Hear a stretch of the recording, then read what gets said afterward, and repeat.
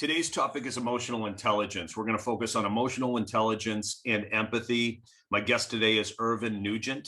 Irvine is a Ph.D. He helps people harness the power of emotions to establish deeper connections with other people.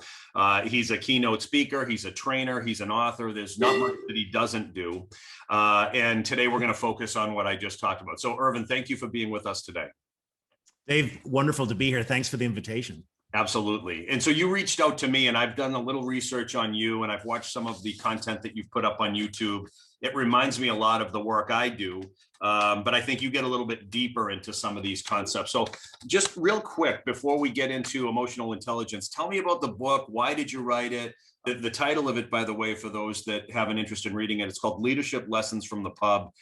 Yeah, so, like you do, I do a lot of one-on-one coaching with executives, with leaders. And one of the things that when you sit in the coach's chair, you hear time and time again is how do we engage employees? How do we create an atmosphere where people feel they actually belong? How do we create workspaces which are more human and really people feel committed to? And so the more I thought about those questions, the more then I began to think about my childhood growing up in a pub. And I said, here's an institution that's been going on for hundreds of years, and people call it their local. They feel attached to it, but it was deeper than that. It was some of the dynamics that happen in a pub that's really interesting. That here you have people who show up, who feel that they don't have to put on all their airs and graces. They can go with their warts and all. It's a place of vulnerability where people feel that they can show up and talk about what's going wrong and feel trust in that circle. They feel supported. And one of the big things about that is the leader, is the pub owner, the barman, the bar woman, who creates this space of connection. And I'm fascinated by that. And so the book really is what's happening in that dynamic and what can leaders learn and how can they bring it back to their workplace? So when you were a kid, you worked at this family pub. You were actually there on a regular basis then. Yeah, I talk about slave labor and kind of the beginnings. I was there from the age of from my earliest childhood. I remember peeking in like when I was 6 and 7, and my parents have to shoo me out and go back up. But I was collecting glasses at 10, listening to everything around me. I was behind the pub at 15 and 16, starting to pour drinks, etc. So yeah, it was part, and my whole family, I had 4 sisters. So it was part of our DNA. It's how we grew up. Yeah, it sounds like a kind of place, and I can relate. I mean, I think about some of the places around here, but it's a place where people kind of go and take off their mask and take off their uniform and just be who they really want to be. And my question is always, why can't we be like that outside the pub? I mean, obviously going in there, it's like it's a place where you can just drop your guard and relax and have fun with people that you like, your friends, and even meeting strangers. But why do you think you can't do it outside as easily? Why isn't the vulnerability as accessed on the outside of the pub?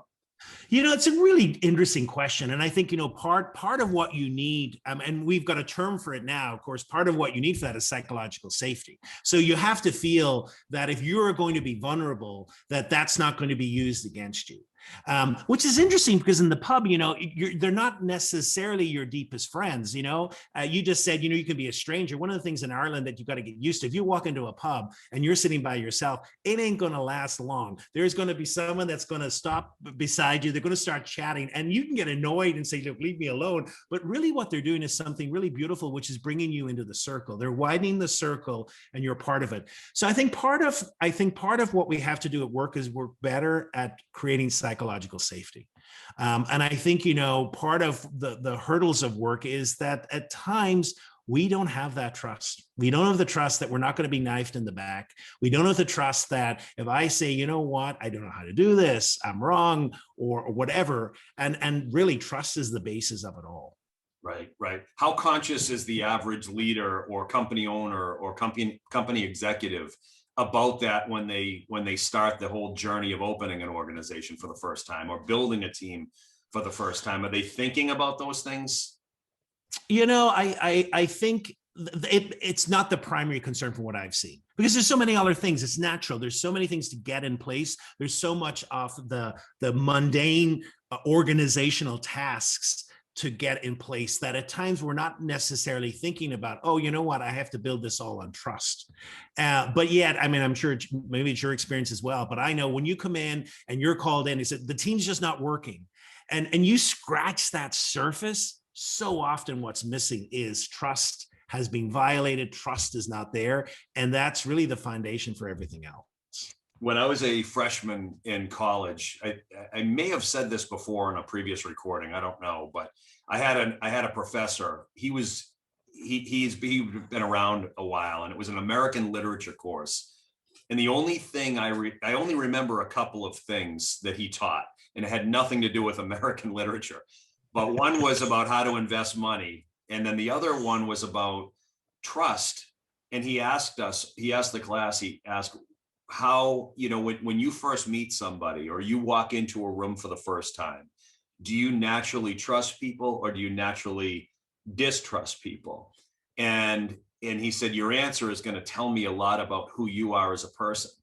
And then he went in to explain why. And basically, if you come into a relationship of any kind and your walls are up immediately and you have trouble trusting, then basically you're hard to trust.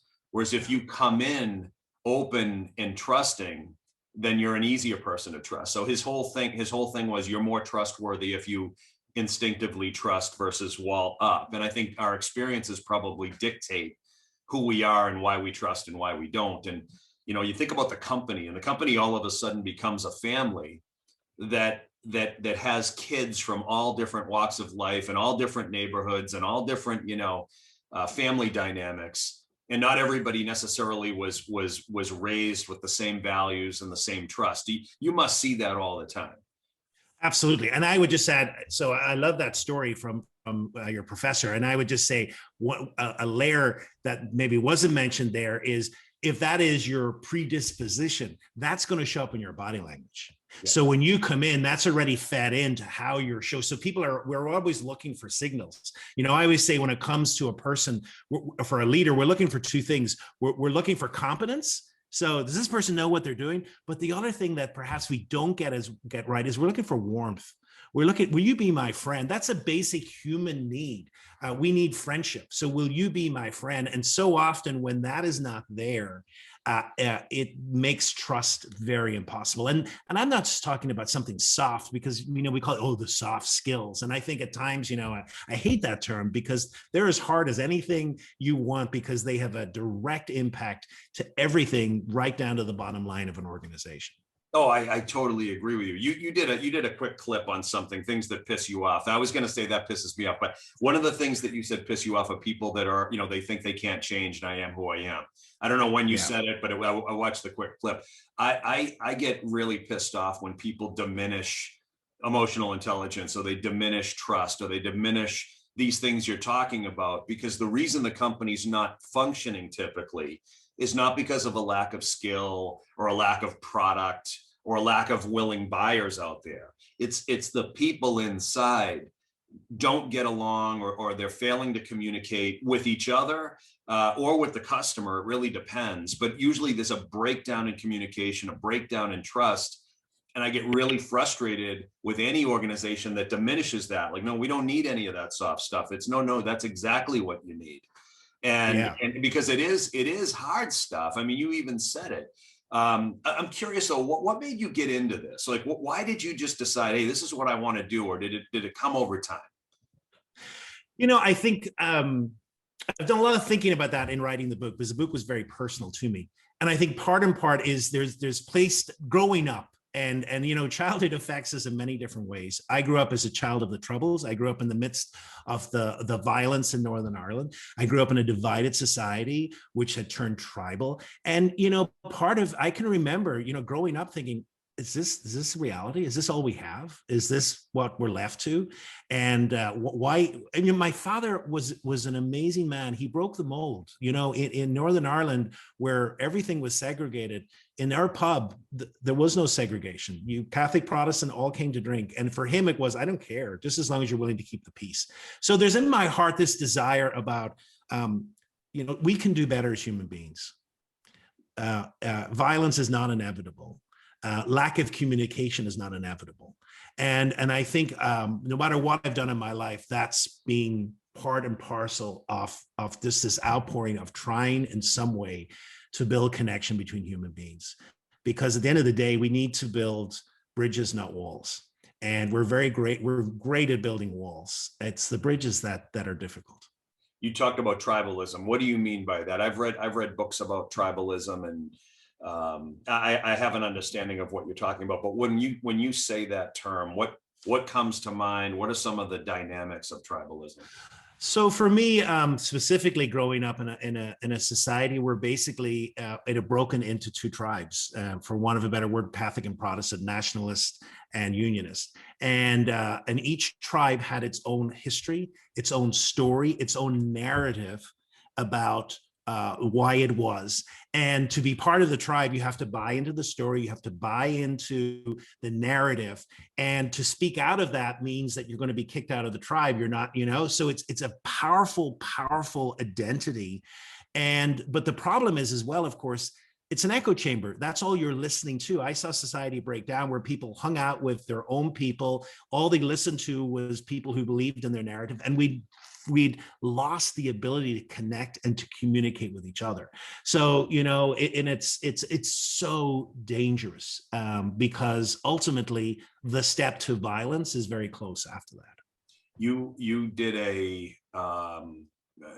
video, one of the videos I watched on just I forget exactly how you defined it, but the pieces of communication, the kinds of things we do to communicate, those 5 areas, words being one of those areas. Yep. And I've talked about this before as well. And I frustrate the crap out of my family when I say this, but to me, words are whatever. I mean, half the time, 90% of the time, what we say is not what we mean anyway. It's just, garbage that falls out of our mouth as we try to chase the thought. And so much of it has to do with all the things surrounding the words, like how you say, what you're doing when you say it. Are you paying attention? Are you living in the past? Are you looking at all the stuff surrounding these limited words?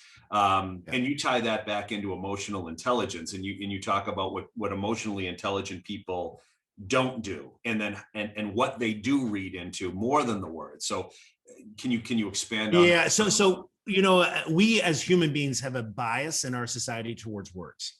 So when you think about it, one of the examples I always give is, when you're preparing for a difficult conversation, we all have difficult conversations. Sometimes it's daily at work.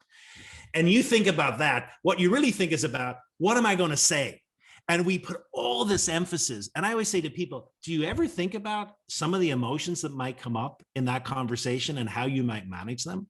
Do you ever think about the body language you're going to show as you go into that conversation? Or if you're triggered in that conversation, how you're going to deal with that and reach a body language that is open. So, the words are just one channel.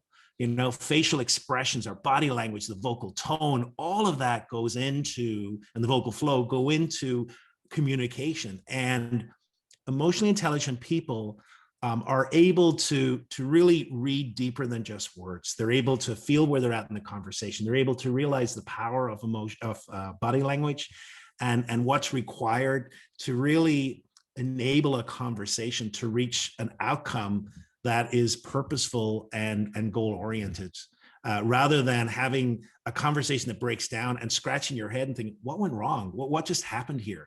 And very often that's what you'll find in people who really lack emotional intelligence. There's real confusion about what went wrong. And that comes from a lack of self-inspection at times. Yeah, I think about, you brought up trust earlier, and I'm convinced, no one's been able to convince me otherwise, but I'm convinced that if people trust you, if they trust your intentions, if they believe in you, if they believe that you inherently are coming from a productive place, you can say anything to them.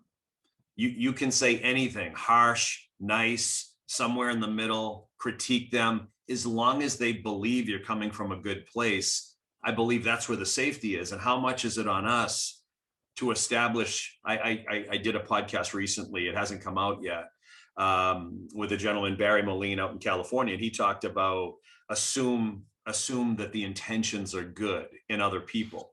How much of it is on us to establish the good intentions so that we're able to say what we want to say, so that we don't get caught up in the word. Yeah, I mean, that's so incredible. Oh, there's so many different definitions of the word trust. But I love what you're onto, and that's exactly how I would define trust. And I love this whole idea of vulnerability-based trust. When we think of trust, sometimes in companies we think, oh my God, I'm going to be required to reveal my deepest, darkest secrets. And in reality, what we really, sometimes people just kind of have conversations like, I don't know how to do this. I messed up.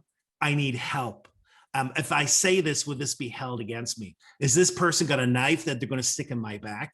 These are real conversations that hold back, conversations that need to happen, that hold back people bringing their A game to the table and really ultimately hurt organizations. And if we're not able to have these conversations, then the team is never going to perform adequately. Right. Where does that come from? Is it a lifetime of trying to be what we think everyone else wants us to be, and therefore we just never want to show that? Or is it, where's it coming from?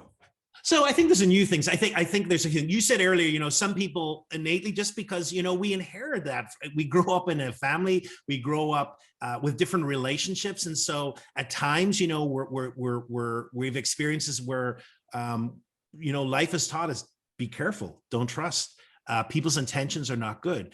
And then other people have grown up in very trusting relationships. So we come with our own baggage.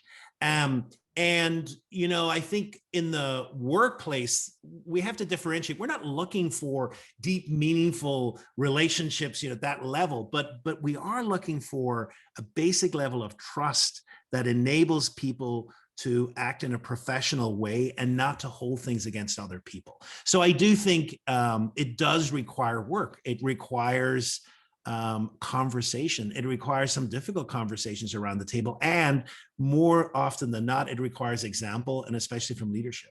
So I think leaders have to lead by their example. And if leaders are not willing to be vulnerable, if leaders aren't willing to say, hey, I messed up, I did this or whatever, then it's going to be very difficult for people to follow. Yeah, and ideally, you've got an environment that you use the word safe, earlier in the conversation. Is it safe to actually communicate those things? You also, you've got the upbringing working in the pub where people kind of come in and they check their armor at the door and it's safe and I can just relax. You also told me when we spoke last week or the week before, you were a priest for 10 years. I mean, when you're in a church, you've got an entire community of people that kind of need a safe place to go and to listen or to talk or to drop their guard or whatever. You've done work with different communities, the police departments and things like that, where, safety is not always like at the forefront of the conversations. I mean, you've got so many different angles that you can see this within a company.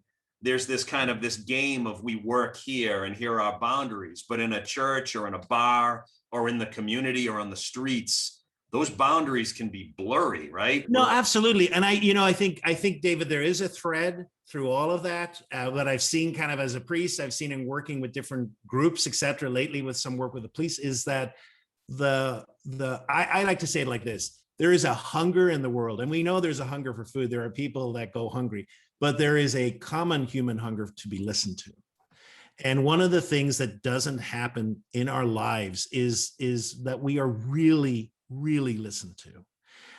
It is a problem in companies. It's a problem, I saw it as a priest in many years, people pouring their hearts out. And what made the experience different is they felt that someone was there present to them to listen. And, if you want to build trust, we can say all the things we want about trust, I'm a very trusting person, this, that, and the other. But if you show another human being that you listen and you listen well, and you're creating what I call a sacred space that allows people to share, you will see massive differences in that person. So, very often that's what's missing. And we live in a world that's getting quicker. We live in a world that's getting more complex. We live in a world that's kind of instantaneous, and it mitigates against the listening. Yeah. And I think about people just in general. There are some people that are really, really hurting as a result of not being heard, not being listened to. but they're not innocent necessarily. They're just, and how they handle that hurt can really dictate their future. You know, I could be hurt and I could come after you all day long, never dealing with my hurt, but I'm going to hurt you because you didn't hear me, or because you screwed me over, or because whatever. And earlier when I referenced your talk on emotional intelligence, and when we lack emotional intelligence, we start feeding into things like drama and complaining and destroying relationships and things like that. How often are we destroying ourselves, you know, because we can't listen? We don't even allow anyone to hear us because we're limited by our perceptions. We're limited by our words. We're limited by our judgments. Yeah, I mean, it's a great question. I mean, I think absolutely at the core of that is I mean, at the core of emotional intelligence is self-awareness. So I believe all the leaders that I've met who I've said, whoa, they're a great manager, they're a great leader. All of them have worked on their self-awareness. They're aware of what's happening within themselves. They're aware of their own barriers to listening. You know, listening is not easy. It is not easy to create a space. And listening doesn't necessarily mean you agree with the person. You know, listening just means you're creating a space for them to say what they need to say.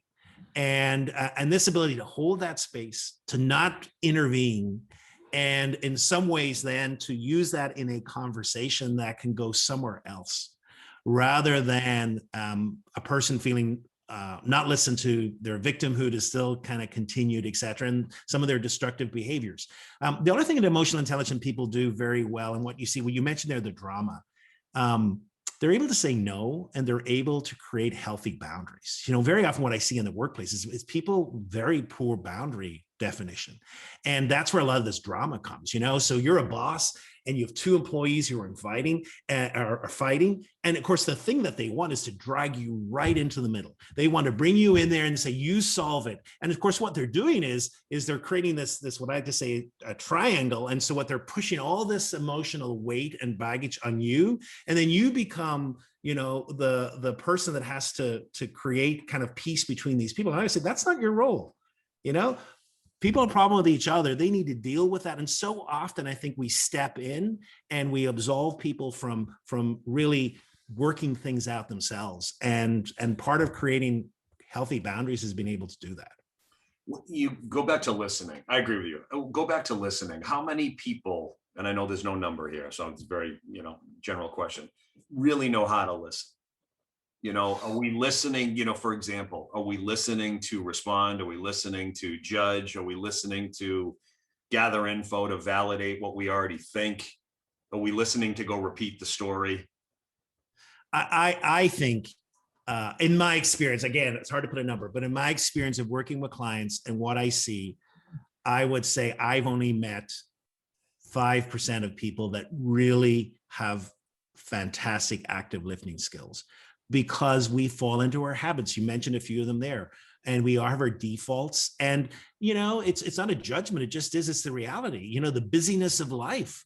And we need to cut to the chase. We need to get to it. And, you know, just for a few minutes extra, you can really get to a powerful place. You know, one of the things I mentioned in the book, you know, is that we think about, if I'm going to be a good listener, that's going to take hours and hours and hours. And not necessarily. You know, I think if you have a 15-minute conversation with a person and you're not listening, or if you have a 3 or 4 minute conversation and you are intently listening to that person, the quality of that shorter time is so much more powerful than the longer conversation. I agree. How often are we listening? And I think we've all got these unconscious abilities, tendencies to read people, and we don't know what to make of what we feel or what we see. So if I might be, you talk about facial expressions or body language or tone or hesitations and all those things. I love that stuff. I mean, I eat that stuff up. But it's, what do you do with it when you see it? Do I just, oh, geez, Irvine, geez, you see when he did that? You see when he said that? And they don't do anything with it. Instead, they're just telling a story about it, instead of saying, hey, you know what? When you said that, you made me, I don't know, I felt a hesitation, or was there something more to that I missed? I just got this sense that when you mentioned this, you wanted to say more. Did I miss something? And do something with it. Yeah, absolutely. And I think so. One of the things when I do a lot of teaching on recognizing facial expressions, and what I say, this is not what it's for. Oh, look, I saw some fear in your face, or oh, I saw suppressed anger there. But what it is it's turning on an other data flow. And I always say, one of the great skill sets of a leader is to be curious. And just to bring curiosity in, and it's a great way even to start a sentence. I'm really curious. I want to go back just to something you've said, and I just want to make sure that I understand it, or I kind of maybe it's just me, but I'm feeling kind of something that was said there. Kind of, can we just kind of go back to that? And that is, first of all, it's like I'm with you, I'm listening, and sometimes people are unaware as well sometimes, so it can really help people like come over and say, oh, I hadn't really thought about that. Maybe I need to think a little bit more about that. So we're always helping people as well dig a little deeper into some of the things that they're saying as well. But that skill set of curiosity and questioning is so vital. Right. With with communities, or you had referenced, we talked a little bit about the police, but there's obviously unrest again in the Middle East right now, for example. My wife and I were talking about it this morning, and she said something, well, why is this happening? I'm like, well, it's been happening for years and years and years and years and years. Right now, there's just something that's a little more extreme going on right now. You think about, communities, there are communities that are always feuding with whomever, right? And how much do we, Northern Ireland, like you grew up in Northern Ireland, at what point, at what point do we just accept that just the way it is? This is just how people are, and we lose tolerance or patience or a desire to listen, a desire to understand, and you just decide this is just the way it is, where we give up on each other. Well, heavy question. It's a big one, but so not trying to simplify any conflict. I mean, Northern Ireland is I always say we have 800 years of complaints, but conflict is fed on difference, and it is the ability to introduce dialogue and conversation, which all of a sudden people experience that yes, there are differences, but there also are commonalities. And like, if you look at Northern Ireland, what helped Northern Ireland move to a situation here, which thank God is a lot better than it was? And that is the ability to begin to have conversations. And then all of a sudden people began to scratch the surface. And here is this person who I thought was the opposite of everything I am. And yet here they are, they have common hopes, they have common dreams. Their pains are the same. Their challenges in many ways are the same. And can I in some way connect to that? And I think it's this choice to begin conversation and to begin to see similarity rather than difference. Well said.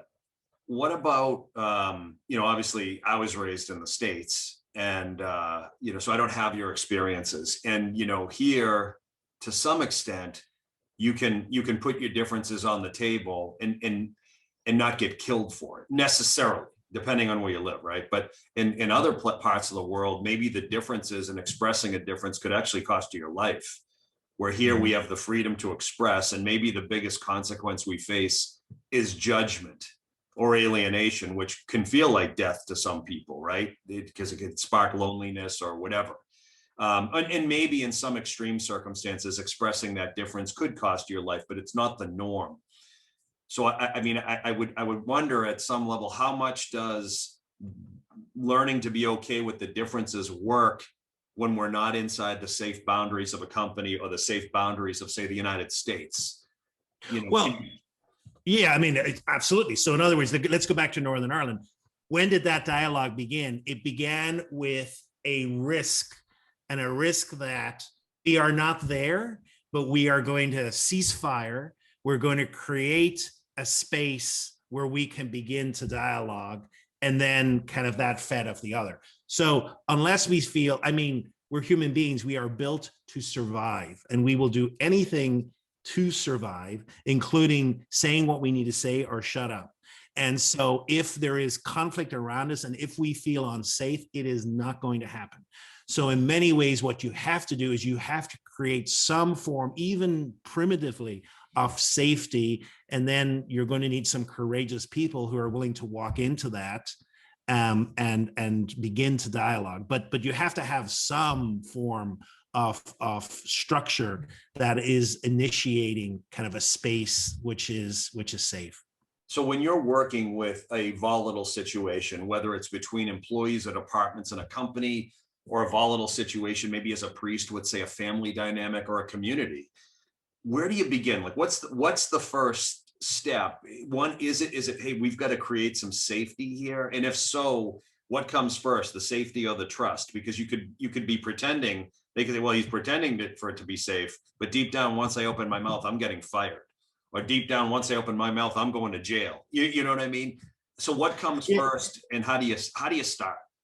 Well, I think the first thing that comes first is safety. So the first thing is, sometimes if this is coming to the surface and you're going to hear things that really you believe that this person actually is physically not safe or something, you know, as a mandated reporter, whatever, that's important. So just those basics. But say that you've moved from that, you don't think anyone actually, it's just a volatile, ugly situation. I think first of all is getting your head, if you're going to mediate this or you're going to be involved in this, is getting your head around the dynamics of what's happening. Because so often what happens is we listen to one side of the story, and there's always, of course, two sides of this, there's always three sides of the story. And I think intense listening is to really, and this is not necessarily bringing people together. So like if I go into a company, there's two people, I will have a listening session with each. If it has impacted other members of the team, very often that's going to come up as you talk to other team members. And then I think, what you're really trying to get at is you're trying to get at what's important. What's some of the triggers that are happening here? Do we understand them? Do each of these people understand the triggers? And is there a desire to work past it? Because it also requires a desire to work past it. And then I think you can begin some of the conversations. But I think those elements have to be in place. And are you calling on your own emotional intelligence and theirs to get to this place? Absolutely. Because to create a safe space takes a lot of emotional intelligence. It takes an ability to really monitor yourself where you are in this. You know, I like to say we all have our own conflict story. Some of us are more comfortable in conflict than others. And so to realize your dynamic in the midst of this, your dynamic for bias. So in other words, you may go into a situation, and I've been in this situation where it's like this person, oh my God, this person is the person that's totally in the wrong. And then you have to go, oh, okay, now I've made judgment, I'm being biased. Okay. So it's constant, not that you're ever free from that, but it is the constant self-awareness of you in this situation, right, and trying to make sure that you're being an honest broker in there. So you probably see this. I want to go back to one of the things we were talking about earlier, which is when you have the emotional intelligence, or you're working on that part of your game, you've got to be conscious of the danger of the drama, the danger of the complaining, or the preoccupation with what Irvin said to me yesterday and what he did to me last year. And how do how would you, obviously I know how you do it, but when you're talking with your clients, you've almost got to teach them how to do what you're doing. And listen, you've got to separate from all these things. How do you make them aware of those things? So, I mean, I think part of it is helping them understand that very often what's coming to the surface is a symptom. And it's a symptom of something that's deeper, and that's what they really need to explore. So often leaders and managers get caught in dealing with the drama and putting boundaries or rules around that and scolding people and I say, that's great, but do we ever get to the deeper? And I think, part of that is, put more thought in what's creating this situation, what's going on with this situation, and to be able to explore some of those issues. Because once we get to the heart of it, that's really when we're going to deal with what's getting to the surface, including, this person may just not be the right fit for the organization. Right. And, so it's everything's on the table.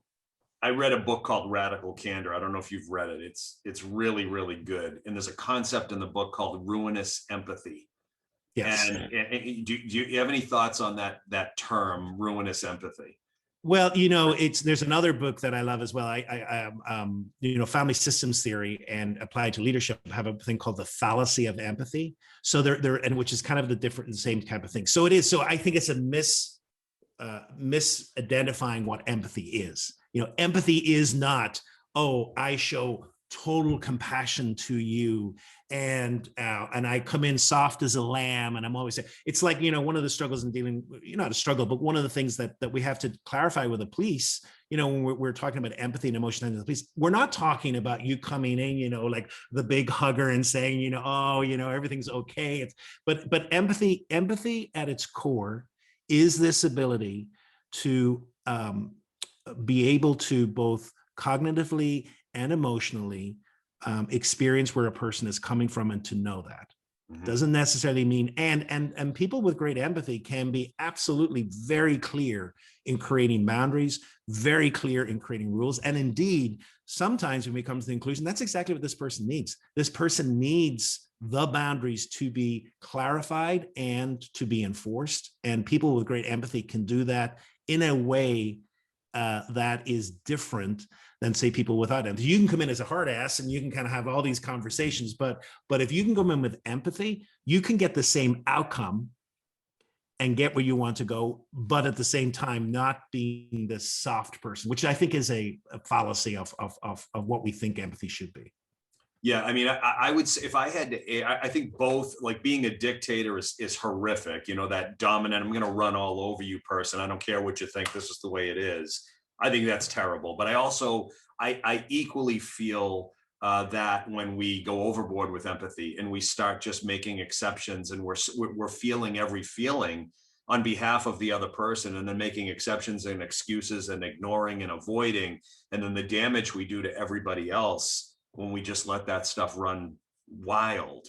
Any thoughts on that, where your misunderstanding of what empathy is actually doing tremendous damage? Am I being unfair with that? So I would just say one little add to that would be that very often what's being used as an excuse for is someone who doesn't like conflict.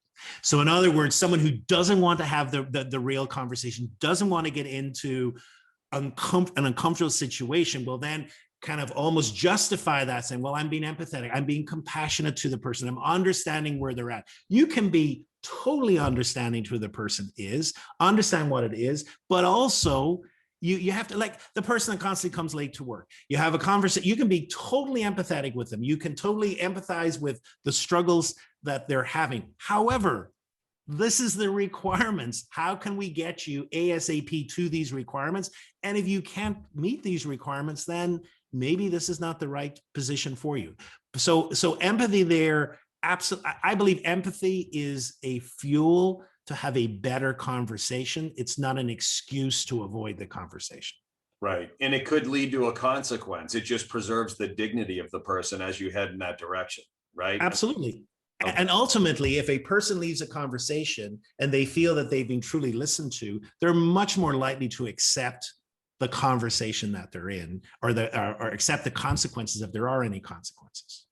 So go back to your book on leadership lessons from the pub.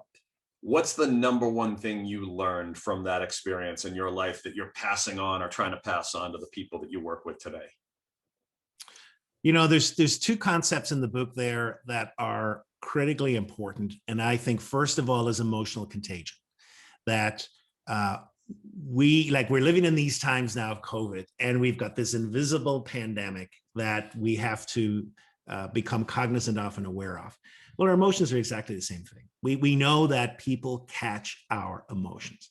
And what I saw done very well in the pub, and what I see done well in organizations, are leaders who are aware of this power and are very cognizant about what mood they are sowing in the organization. They have taken time to check in with themselves before a meeting, before coming to work, leaving from work, and they're very aware of how they're showing up. And I think we forget the power of that to influence those around us. And then the second thing would be our triggers. I come up with this word in the book called trigger print. They said we've got a fingerprint, and we know that that's different. Our triggers are all different. It's from evolution, but also from growing up and our experiences. And are we aware of them? Because there's patterns. Our brain loves patterns. Our brain is inherently lazy, so it defaults to patterns. Do we know our trigger patterns? Do we know what gets us off? Do we know what annoys us? And more often than not, it's a deeper look as well. What's the value being violated when that happens? Because there's something there that's really getting us going. And I think, those two concepts can be so powerful in helping people show up in the correct way and also manage themselves with others. You just referenced values really quickly, and I think we've all got them. Most of them are unspoken. Often we don't even realize, well, that's the value. We'll sometimes limit them to, honesty's a value and integrity's a value, and we just that's the word, so that's what I believe. But I don't know how conscious we are at times of really figuring out, like, what is it that I value, so that you can be conscious of the trigger. So you had said sometimes we're triggered because it's in conflict with a value that we might not even be aware of. I would think. Absolutely. Yeah. I mean, just give me a stupid example. I mean, if I had all the power in the world, I would give harsh punishment to anyone that goes to a 10-item checkout lane with 15 items. Okay. Yes. It gets me going. And I don't know why. I have a disproportionate kind of emotional reaction to this. And I find myself like counting the items. And, I was thinking, what the hell is this? Is stupid, but there's something, it's there. And for me, it's fairness. I just have a real thing about my value of fairness, of here's a rule created for fairness. And you just feel, who the hell are you to think that you can violate that? So it gets me, but I think, that's a stupid example, but yet, there it is. It is a value. And I think, I agree with you so much that we don't spend enough time really examining what are the core values. And I think there's even a more important thing with that as well, because if we're doing work that doesn't align with our values, we're never going to be happy. I think the people that I have noticed who are so happy in work, who really show up, are doing work that aligns with their values. And when you get that alignment, you're going to be a passionate person. You're going to show up happy and motivated. Yeah, I just don't think most people even know that's an option. Yes. If you're conscious of your values, then you might seek out a job that's aligned with your values. And you might pay more attention in an interview when you're talking to somebody, even though the company mission statement says this and the values on the website say that and the words say this. If you don't get a good vibe in that interview, if the manager or the person interviewing you doesn't reflect that, get out, don't take it. So we've got to pay more attention. You reminded me, I'd say 10 years in prison should be the minimum punishment for the person. This is me. I'm driving down the road. I'll let people in a lot. They're trying to turn in and they don't wave back. I could put them in prison and never feel an ounce of regret. It's just crazy. It reminds me of your checkout line. Do you relate to that, or am I like, should I? I can totally relate to that. Oh, yeah. The one that gets me is like, there in DC, there's this, when you're getting on 395, it's always backed up. So you have to wait, 5 minutes to get on the exit. And I just hate people that think that they can just drive up, miss all the line and just and I said, there they go. Like, who do you, the king of Washington or something? Really? Come on. Yeah, that's life without parole. I totally get that. I feel the same way. I'm the most reasonable person. Like, come on in, no problem, do that. But the minute there's no acknowledgement or you cut the line, I want to erase your car. I say to my wife, I'd love to have a laser to erase that individual. It's crazy. I'm like losing my mind. All right.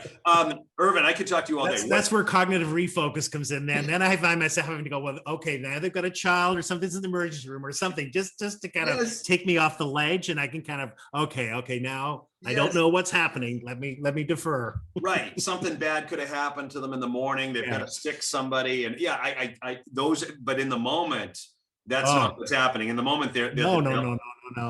Yeah. All right. Amen. I get you. What haven't I covered? Is there anything that you want that we should be exploring that we haven't? Anything that you'd like to just comment on that maybe I neglected to bring up? There's an image, as I try and talk to leaders about why is emotional intelligence so important. There's a stat I like to use, and I say, we spend $50 billion a year, at least pre-COVID, on training. And I said, but if you're putting training on a leader that's not emotionally intelligent, it really is a little waste of time and a waste of money. It's kind of like a computer. You can buy all the software in the world, but if the computer's mainframe is not up to it, it's not going to operate it properly. And emotional intelligence is upgrading the mainframe. And one of the things that I think we didn't talk about today, but that is important as well, is that every person should have tools. They should have a toolkit. They should have a toolkit of ways to manage emotional situations in their life, to go to, because I think that really then just, like I used to be a golfer, I'm kind of depending on the wind and the course, etc. I'll pull this club rather than that club. And depending on the meeting or the situation, I'm going to use this tool. I'm going to use like one of the ones I use popularly with leaders is 7-second reset. So it's just in the midst of a meeting when you feel triggered, it's 7 seconds that you can reset and kind of really touch base where you're at. Or like one of the tools that I have is talking about going through the threshold from work to home and home to work, of making that a very conscious and deliberate situation. But I think, every leader, manager, every person needs to build those tools so that they're able to become more skilled in dealing with emotional situations in their life. Right. So if you're starting a company for the first time and you're not thinking about these things, you probably want to start thinking about them now and developing that toolkit. If you're seeking a position of management or leadership, or you're looking to climb the ladder, those are the things you should be thinking about. But if you're going to promote somebody like that, oftentimes we're promoting the most successful person at doing their job from a skills perspective. And we're not looking at the other side, or we're just hoping that they figure out the other side. But when I go into an organization, I'm sure you see very similar. Oftentimes I'm inheriting a really smart person that knows what they are doing. They're really good at what they do. They just underestimated what it really takes to enroll another person and to open the mind of another person. And I say that from experience, as a solid individual contributor in my past, when I first got into management, I literally thought, if I could figure it out, I can teach anyone to figure it out, because I'm not that smart. So I can work with you. I can help you succeed. I can help you learn. And it was like a big slap in the face early on, that I realized nobody really wants to know what I know. They don't care what I did or how I did it, because they're dealing with something else. And it was learning to recognize where people were at, and then realizing that I'm not the center of their attention. My past and my successes are irrelevant until I understand who they are. And that was like the biggest lesson I had to learn years ago. Yeah, and so often, you're exactly right. It's exactly my experience. What I see is that we tend to promote people who get the job done, and it's all about the doing. And then they're promoted, and leadership and management is totally different. It's all about relationship. It's about stakeholder building. It's about relationship building. And it's very frustrating. I work a lot with emerging leaders. And one of the things that's very difficult for them is, measuring what success looks like. So very often, like when I was back there, I got like 19 things done, and I could come home thinking, yes. And as a leader, I don't know. I think I put out 2 fires today. I don't know what I did. And it's very frustrating. And then, of course, the danger is that they go back to the micromanaging of the things that they know well. At least if I do this and I know things are done, and really that's not what's required. So I often say that jump from contributor to manager or leader is the most difficult and painful in any organization. And so often we don't put enough thought into that process. We could have a whole separate conversation on that and go on for 2. And I'd be happy to do it at some point in the future if you're open to it. But that's a real issue, and it's something that I'm happy to talk about if you'd ever want to do that later. Sure, absolutely. I really appreciate you taking the time to talk with me. You strike me as a really genuine person that cares about what you do and your clients, and I really enjoyed this conversation. So thank you for being here. Dave, thank you so much. I appreciate it.